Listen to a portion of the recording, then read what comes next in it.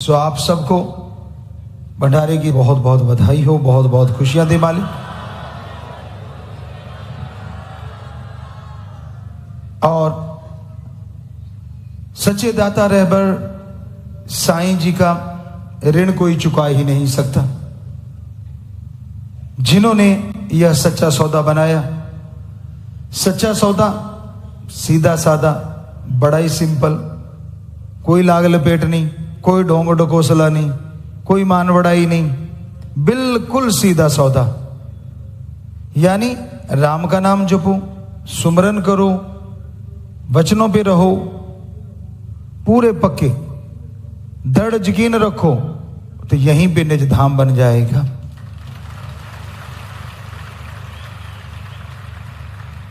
और शब्द भी कितने, पहले 5 थे, फिर दूसरी बॉडी में आके उन्होंने 3 कर दिए।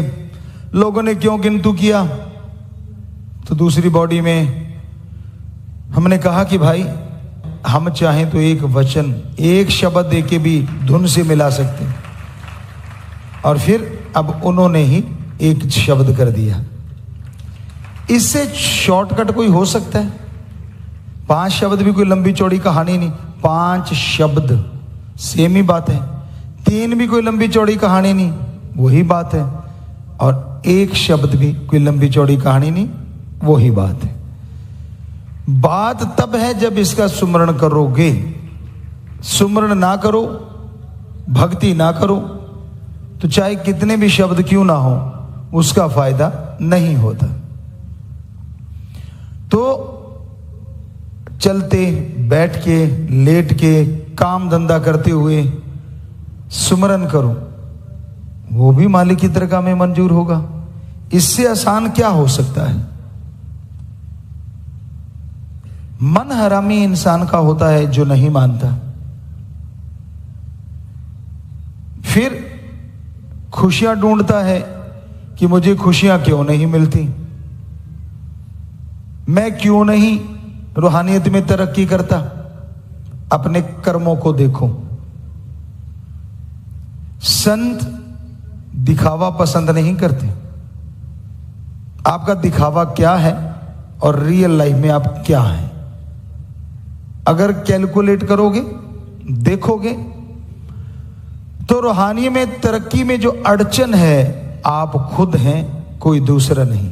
दद्दा दोष न काहो दीजे, दोष कर्मा अपने, जो मैं किया सो मैं पाया, दोष न दीजिए अवर्जना।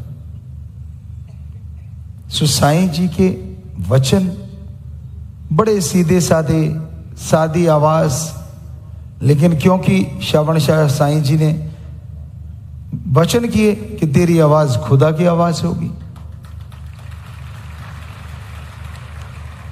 तो बागड़ी भाई समझ नहीं पाते, हरियाणवी समझ नहीं पाते, लेकिन फिर भी कहते बाबा तेरी आवाज में जादू है।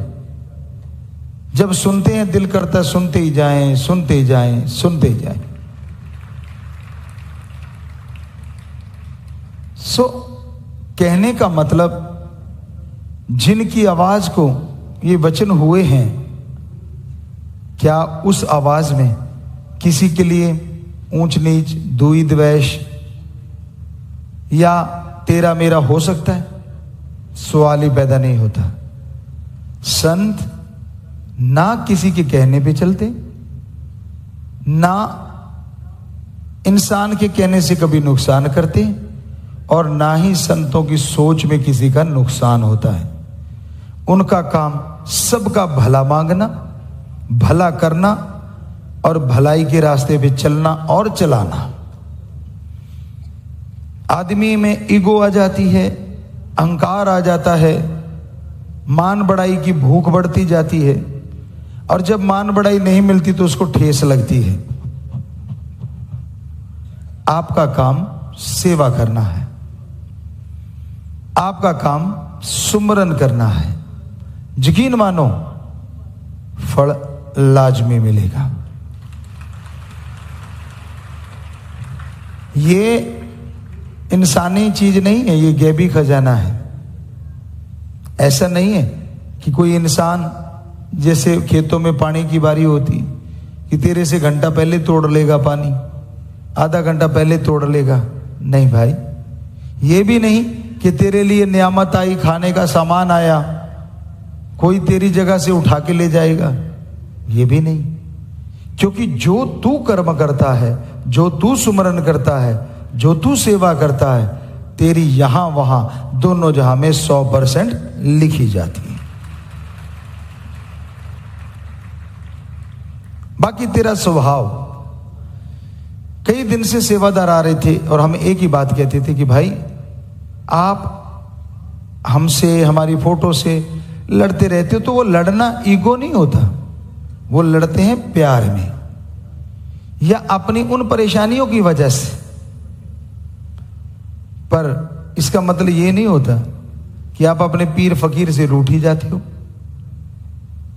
संतों से प्रीत की, परमपिता परमात्मा से प्रीत की, अगर उससे प्रीत की तो आदमी की क्या हिम्मत कि वो प्रीत छुड़ा दे। लड़ना नहीं होता, झगड़ना नहीं होता, अपनी जगह सेवा करता चल। शिकवा शिकायत मन की होती है, वो लड़ना गलत होता है। हाँ, छोटी छोटी बातों के लिए पिताजी देखना मेरा ये नहीं हुआ, वो नहीं हुआ, वो इजाजत है। पर आदमी अगर मन के पीछे पड़ जाए, अहंकार में, खुदी में, क्यों, किंतु, परंतु में, तो वो तो निंदा बन जाती है, वो लड़ना नहीं रह जाता। एक महीन रेखा है एक मालिक के प्यार में मालिक से लड़ने की, जैसे मूसा लड़ा था, और एक अहंकार ईगो पे चोट पड़ने की। सो आपका काम सेवा करता चल, भला करने वाले भलाई किए जा, परवरदिगार मिलेंगे तू भलाई किए जा। सो कहने का मतलब भला करते चलो, नेकी करते चलो, सो मालिक अपने आप झोलियां जरूर भर देगा। ये साईं जी का दर है। और पहली बॉडी में हम लोग आपसे कहा करते थे कुल्ले लेना होशियारां दे, भजन में भी लिखा है। सो यहां होशियारी, चतुराई, दिखावा, ढकोसला, शोशेबाजी हम आज फिर कह रहे हैं, कुछ दिन पहले भी बोला था, ना तो हमें कोई पसंद है, ना पहली बॉडी को, ना दूसरी को, और ना ओम हरि अल्लाह वाहिगुरु गॉड को पसंद है। ओरिजिनलिटी जैसे आप हैं, जो आप सेवा करते हैं, लगन से करते रहिए, एक भी क्षण नहीं जाना चाहिए। पता नहीं क्या से क्या मिल जाए, बन जा सोना, बन जा सोना, बन जा सोना, कहता पित्तल तो बन जा, पित्तल बन गया। तो आप अपने अहंकार को, काम वासना, क्रोध, लोभ, मोह को कंट्रोल करके रखो, मन माया को कंट्रोल करके रखो, सेवा सुमरण करते रहो। तो ये साईं जी का दर ऐसा है, यहां बिन मांगे ही सब कुछ मिलता है। बस अपनी खुदी से बच के रहो। कहने वाले कुछ भी कहते फिरे, जब आप अपनी जगह सही हो, गलत हो सिमरण करो, 5 मिनट अपने बारे में सोचा करो। सारे सेवादारों से जितनी भी साथ संग जुड़ी है, हम हाथ जोड़ के कहना चाहेंगे, जरूर देखा करो, अपने बारे में सोचा करो कि यार मैं कौन सी मेरे में कमियां हैं और कौन से मेरे में गुण हैं। गुण हैं तो सतगुरु मौला की कृपा है, कमियां हैं तो मेरे कर्मों की वजह से। सिमरण करके मालिक से प्रार्थना, अरदास, दुआ किया करो कि मेरी कमियों को दूर कर दे मेरे मालिक, मैं हिम्मत करूंगा और मेरे गुणों से मेरे को और भर दे, मैं प्रार्थना करूंगा। यूं करते हुए आगे बढ़ो, क्या मजाल के रास्ते में कोई रुकावट आ जाए। सो साईं मस्ताना जी महाराज का इसलिए शुक्राना करते हैं कि ये मुआफी का दर है।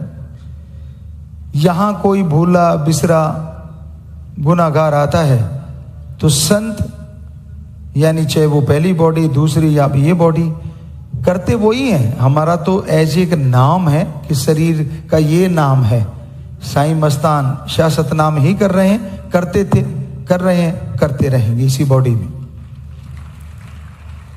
सो आप सच्चे हृदय से क्षमा मांग लेते हो, सच्ची भावना से, तो ये दर पे आके बंदा खाली हाथ नहीं जाता।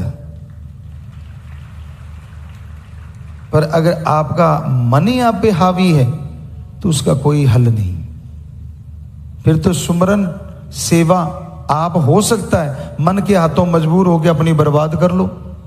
जो बैराग, जो सिमरन, जो मालिक ने फल देना था, हो सकता है मन माया की वजह से डामाडोल हो जाओ। बड़े बड़े ऋषि मुनि डोल गए, बड़े बड़े भक्त डोल गए, तो आज तो कलयुग है, डोलते देर नहीं लगती। पर हम तो साईं मस्तान से, शाश्वत नाम से यही प्रार्थना करेंगे और अरबों वार करते रहते हैं कि मालिक तेरा कोई भी बच्चा फिसले ना, तेरा कोई भी बच्चा डोले ना, ओढ़ निभा के जाए और खुशियों से माला माल होके जाए। आगे आपके कर्म, आगे आप जानो और मालिक जाने। हमारा फर्ज हम रोज निभाते हैं। उठते ही ये दुआ करते हैं और लेटने जाते हैं तब तक दुआ में रहते हैं, उसकी याद में रहते हैं। सो यही जरूरी है कि शाह मस्तान जी दाता रहबर का ये दर आपका अपना घर है। रही बात संतों की, वो मेहमान की तरह आते हैं। यानी मेहमान का मतलब ये नहीं एक दो दिन, क्योंकि इस बॉडी से तो बहुत लंबा काम लेना, सतगुरु ने वचन किए हैं। सो फिर भी उनका घर ये नहीं होता, उनका घर निज धाम सतलोक सतनामी होता है। वहां से परमपिता परमात्मा अपने नूर देके संतों को भेजता है, अपने काम करने के लिए संतों को भेजता है, और संत इस मृत्यु लोक में काम करते हैं, जैसे शाह मस्तान शाश्वत नाम जी ने किया था, कर रहे हैं और करेंगे।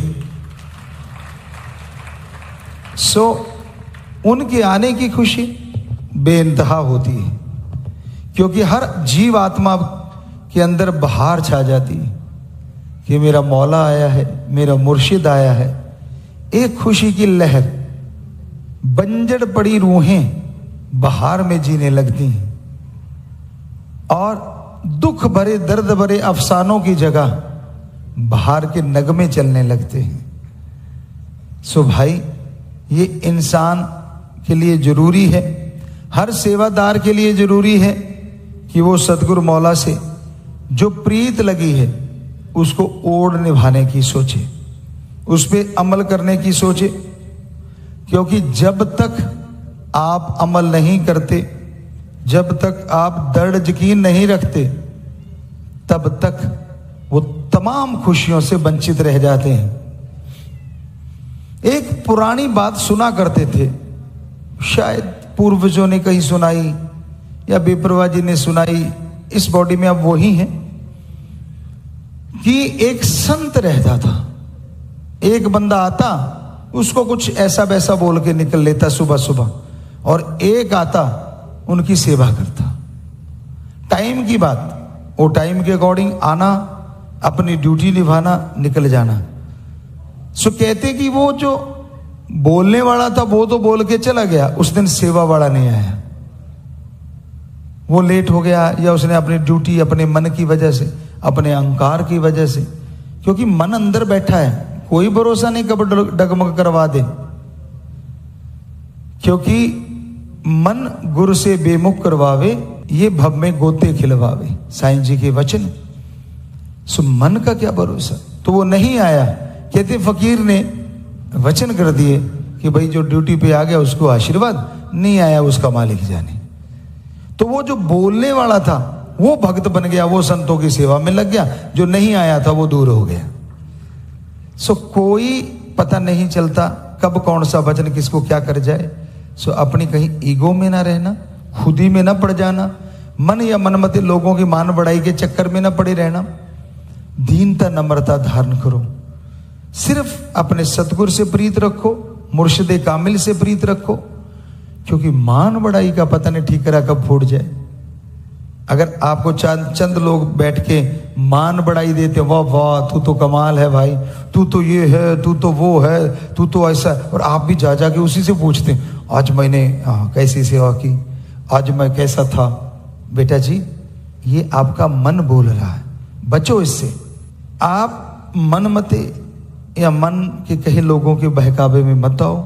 जो प्रीत सतगुरु से लगाई है उसे ही ओढ़ निभाओ। यकीन मानो, ये दर आपका इस घर का उस घर का और उस घर का कोई काम अधूरा नहीं रहने देगा। बाकी मर्जी आपकी, बताना हमारा काम। सो प्यारी साध संगत जियो, साईं जी ने जो बहार बनाई हुई है, सच्चा सौदा बनाया हुआ है, ये हर किसी को बहार देता था, दे रहा है और देता ही रहेगा। हर किसी को खुशियों से माला माल करता था, कर रहा है और करता ही रहेगा।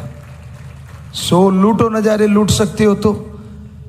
अभी प्रभा जी ने उस बॉडी में भी बहुत से वचन किए और अब भी वही करवाते रहते हैं। तो प्यारी साध संगत जियो, फिर से भंडारे की पुण्य आपको बहुत बहुत बधाई देते हैं, मुबारकबाद कहते हैं, मालिक से प्रार्थना करते हैं कि मन माया से बचें आप।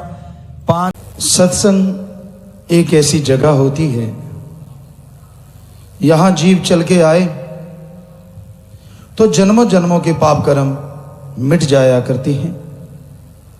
जैसा करो संग वैसा चढ़े रंग।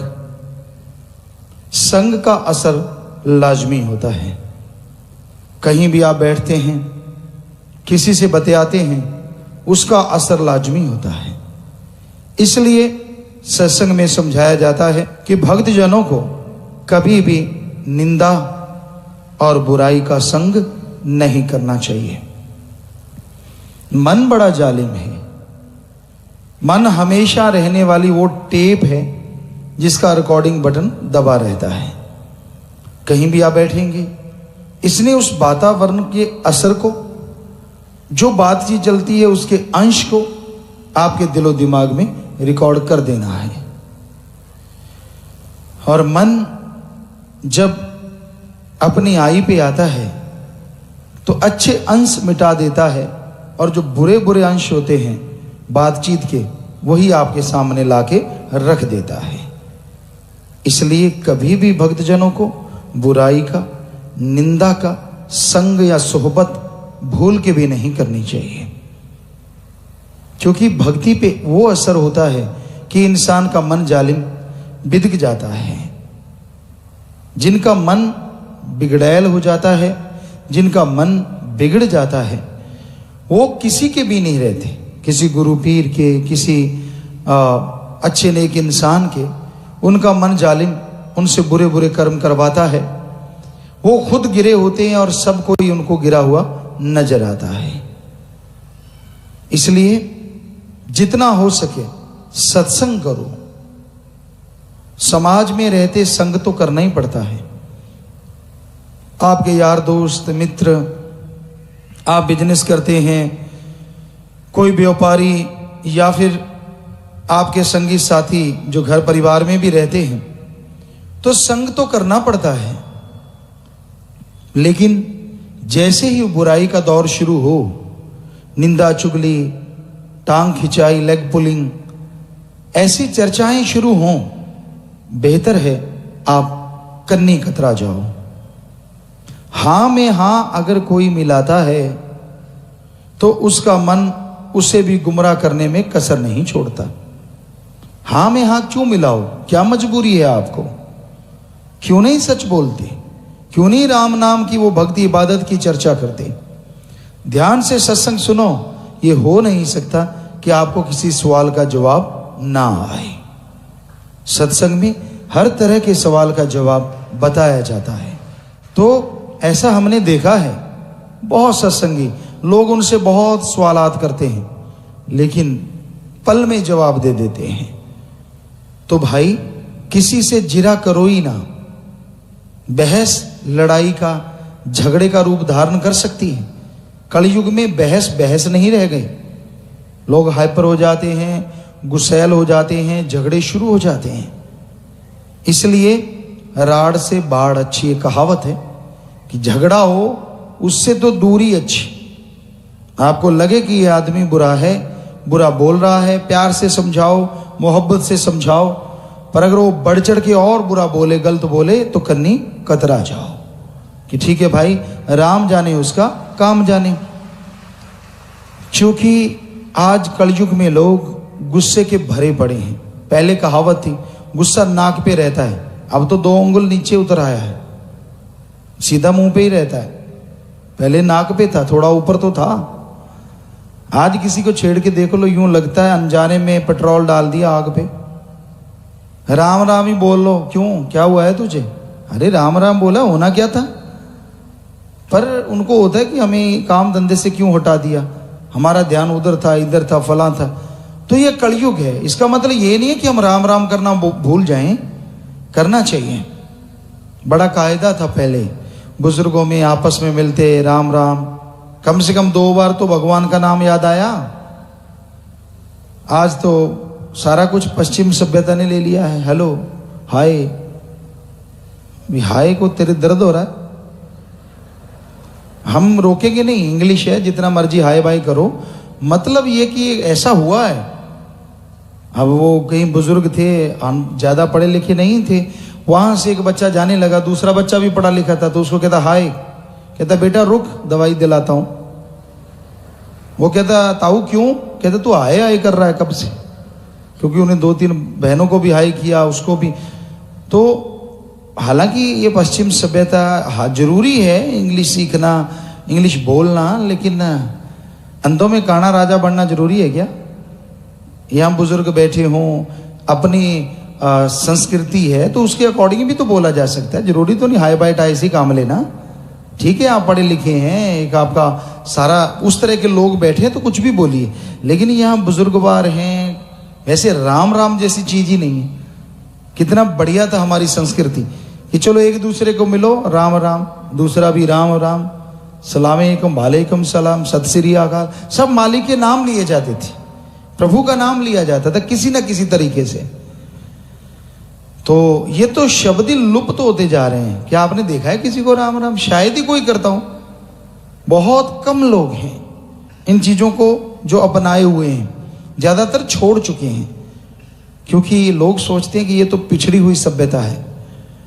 तो इंग्लिश कोई बुरी नहीं है, उसको कायदे से बोलो, ढंग से बोलो, सही तरीके से बोलो। तो भाई हम भाषा के किसी के विरुद्ध नहीं, पर अखड़ता जो भाषा में आती जा रही कड़वड़ाहट हर भाषा में है।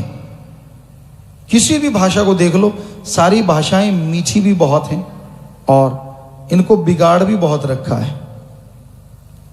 हमने हर भाषा को देखा बिगड़ी हुई को।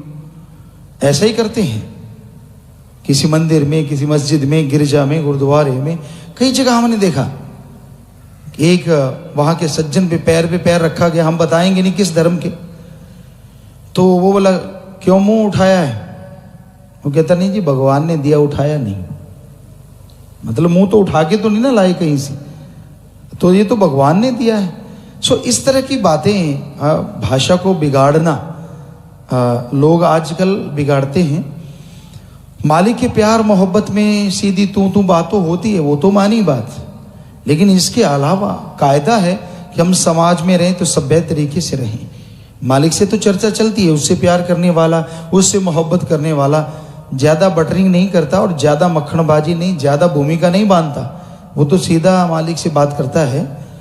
पर आम तौर पे जो देखा जाता है, अपने बुजुर्गों से, अपनी माता से, बहन से, बेटी से एक कायदा है, एक असूल है, उसके अनुसार बात करनी चाहिए। तो सत्संग में ये बातें सिखाई जाती हैं, समझाई जाती हैं।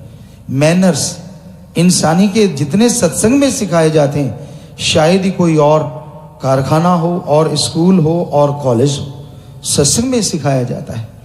कि बड़ों को चाहिए एक उम्र के बाद, 50 साल के बाद, अगर 50 साल के आप हो गए, बच्चे आपके जवान हो गए, अपने पांव पे खड़े हो गए, तो उनको कहो भाई मेरे से सलाह लेते रहो, मेरा अनुभव है, मेरे से राय ले सकते हो, पर संभालो अपना काम धंधा। मैं तो राम राम करूंगा, गुरु गुरु करूंगा, ईश्वर का नाम लूंगा, अल्लाह मालिक को याद करूंगा, और आप संभालो काम धंधा, ताकि आपके जीते जी आपके बच्चे काम धंधे में सफल हो जाएं, सक्सेस हो जाएं। लेकिन ये तो कलयुग की उल्टी चाल है। 50 साल के बाद कहते हैं पता ही अब चला है बिजनेस करना कैसे है। इतने खचत हो जाते हैं, राम नाम तो क्या, सत्संग पे आना भी मुश्किल होता है। बच्चों को भेजे, तू जा बेटा मैं तो यही हूं, जबकि वेदों शास्त्रों के अनुसार भी यही उम्र है कि इसके बाद तो भगवान का नाम लेना चाहिए। आपने अच्छा किया नहीं किया 50 साल में बहुत बढ़िया है, उसके बाद बच्चों को संभालो, वो अपने पैरों पे खड़े हों, काम धंधे की जिम्मेवारी उनके ऊपर पड़े, उनको भी पता चले कि काम धंधा कैसे करना, उनको तजुर्बा आए। आप उन्हें करने ही नहीं देते और अचानक पटाखा बोल गया, भगवान ने बुला लिया, तो वो तो अनाड़ी रह जाएंगे बच्चे, कैसे सक्सेस होंगे, कैसे सफलता मिलेगी। तो इसलिए भाई हर किसी को चाहिए कि एक अवस्था होती है उम्र की, उसके बाद मालिक को याद करो, मालिक की भक्ति इबादत करो। और आपको कलयुग में ये बताएं कि यहां नौजवान बहुत आगे हैं राम नाम में, सेवा में, हमने देखा है। उनमें ये देखा है लगभग 65-70% नौजवान हैं, बिल्कुल यंग एज, जो ये कहते हैं कि गुरुजी बात ही कुछ नहीं, नाम जपना है, सेवा करनी है। क्या देखा है दिल्ली में देखा, हालांकि बुजुर्ग भी पीछे नहीं, माता पीछे नहीं, भाई पीछे नहीं, बुजुर्ग कोई पीछे नहीं है किसी से सेवा में, पर नौजवान वो भी घोर कलयुग में मालिक की याद में जुड़े और सेवा करें, ये बेमिसाल है। अपने आप में ऐसी मिसाल पिछले इतिहास में भी नहीं मिलती, अब की तो बात छोड़ो। तो इतनी यंग एज सेवा में आगे बढ़ रहे हैं, क्या पढ़े लिखे, क्या इंजीनियर, हर तरह की डिग्री होल्डर। तो बड़ी खुशी होती है उनको ऐसी सेवा करते देख के। और अन्यासी मुंह से निकलता है, धन्य जननी धन्य बाप, जिनके साए में पले बड़े हुए। यानी यही होता है कि एक बच्चा अपने माँ बाप को धन्य धन्य करवा दे तो माँ बाप का ऋण उतर जाता है। ये बहुत बड़ी बात होती है। गुंडागर्दी करके, किसी को मार के, किसी को पीट के, बुरे कर्म करके, किसी को छीन के, किसी से कुछ, किसी को तड़फा के, ऐसा करने से लानतें पड़ती हैं। और माँ बाप का ऋण तो उतरना क्या था, बल्कि वो आदमी गर्त में चला जाता है। उसका नाम लेना लोग पसंद नहीं करते। क्या आपने किसी का नाम कैकेयी सुना है, मंथरा सुना है? हमें तो लगा नहीं, हमारे सामने तो कभी आया नहीं। ऐसे आपने सुना हो सकता है किसी ने रख लिया हो, पर कोई रखता नहीं है कैकेयी नाम, मंथरा। तो ना ही कभी रावण सुना। वैसे हो सकता है आज का कलयुग है, इसमें कोई ना कोई बना दे रावण, क्योंकि उनको लगता है कि ऐसा करने से हमारे नंबर ज्यादा बढ़ेंगे। वैसे नाम सुना नहीं। या कुंभकर्ण सुना हो? सुना है आपने कभी कुंभकर्ण? नहीं सुना। हाँ, कोई सोया हो तो कह देते यार ये तो कुंभकर्ण है। वैसे किसी के नाम नहीं है ये। क्यों नहीं है ये नाम? क्योंकि उन्होंने इतने बुरे कर्म किए, इतने बुरे कर्म किए जो इंसानियत के बिल्कुल ही उल्ट हैं। हालांकि आज रावण के भी बाप बैठे हैं, पर नाम रावण नहीं रखेंगे, नाम तो राम जी, श्याम जी, फलाना जी, और काम करेंगे रावण से भी घटिया। ये अलग बात है इस कलयुग में। यहां मसाला ज्यादा है, सामान तो थोड़ा सा ही होता है।